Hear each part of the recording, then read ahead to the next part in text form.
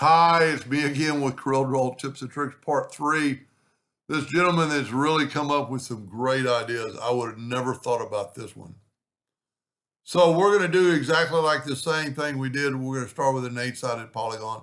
And normally I work in the center of the page, but he's got it all with all his drawings on it. I'm going to hold down the control button. The control button helps me keep it from getting off line. I'm going to go, I don't know if you have to do this, but I'm going to go and convert it to a curve. And you go to object and then convert it to a curve. The only thing he did different now, and it's a pretty cool effect, is you take all these nodes instead of, and I'm off a little bit on the shape. Let's see if it matters.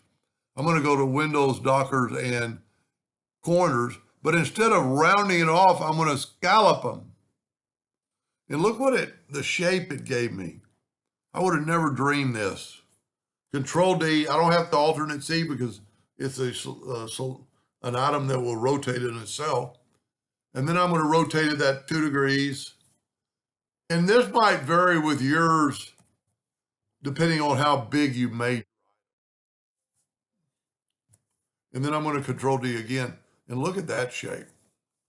Now he did another thing I would have never thought of. We got some double lines up here. Let's select them, and I never use this, which is a weld tool called Simplify. And look how it took the extra lines away. So everybody's learning today something new. That's pretty outstanding. Let's so I think I don't know if he's a viewer or subscriber, but he's doing some pretty neat work, and I love it when people ask me how to do things, but I also love it when somebody shows me how to do something. I mean, look at that. That may be one of the best ones yet. That's spectacular. Anyway, I hope that gave you an idea, and thank you for watching.